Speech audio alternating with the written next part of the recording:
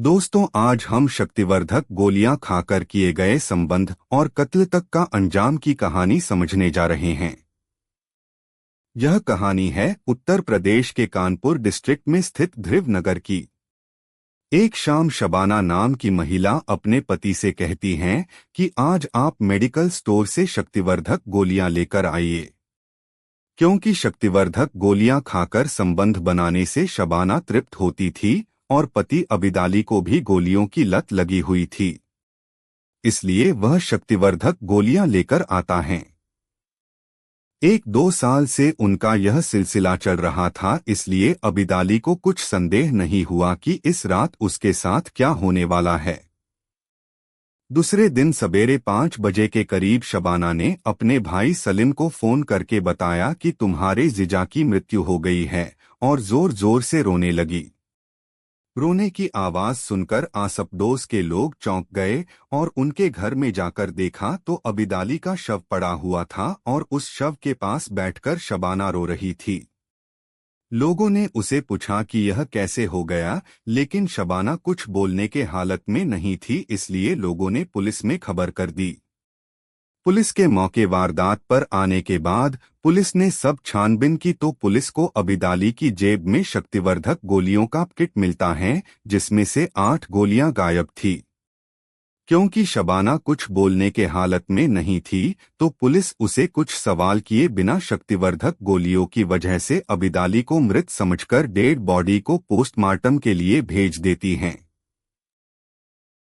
Postmortem report आने के बाद पुलिस को यह पता लगा कि अबिदाली की मृत्यु गला दबाने के कारण हुई है।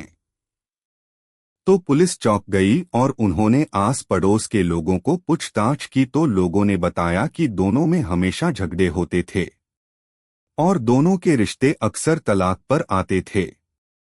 तो पुलिस ने अंदाजा लगाया कि शबाना ने ही अबिदाली का खून किया होगा और पुलिस उसे पूछताछ करती है। पहले वह रोने का नाटक करके बात को टालने का काम करती हैं, लेकिन पुलिस के सख्ती दिखाने के बाद वह बताती हैं कि उसने एक इंस्टाग्राम आईडी बनाई थी और उस आईडी पर खुद के 20 साल पहले के फोटो अपलोड करती थी, तो उसे अच्छे खासे लाइक आते थे और वह अलग अलग फोटो अपलोड करती रहती थी। एक बार रेहान नाम के लड़के ने शबाना को संदेश भेजा और शबाना भी उसका जवाब देती हैं और दोनों में काफी बातचीत होती है, लेकिन शबाना उसे अपनी असली उम्र नहीं बताती। दोनों में काफी बातचीत होने के बाद धीरे धीरे उनमें प्यार हो जाता है और वह एक दिन मुलाकात करने की सोचते हैं, और जब उनकी मुलाकात होती है तो रेहान शबाना को देखकर हैरान हो जाता है कि जिस इंस्टाग्राम आईडी पर वह एक 22-24 साल की लड़की समझकर बात करता था, वह उससे 20 साल बड़ी निकली। लेकिन वह लड़का शबाना से कुछ सवाल नहीं करता और वह खूब बातें करते हैं। अंत में शबाना कहती हैं कि हम दोनों साथ रहेंगे, लेकिन उसके लिए हमें मेरे पति अबिदाली को रास्ते से हटाना होगा, क्योंकि मैं उसके साथ रहना नहीं चाहती। मुझे वह बात बात पर मारता पिटता है।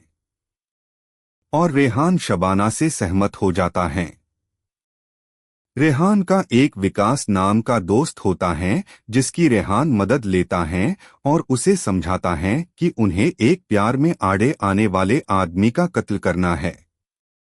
विकास इसलिए राजी होता है क्योंकि उसे 20,000 का लालच दिया जाता है, जो शबाना देने वाली होती हैं। शबाना और रेहान की बातचीत होती है कि 18 जनवरी 2025 को रात के 1 बजे के करीब शबाना के घर आना है।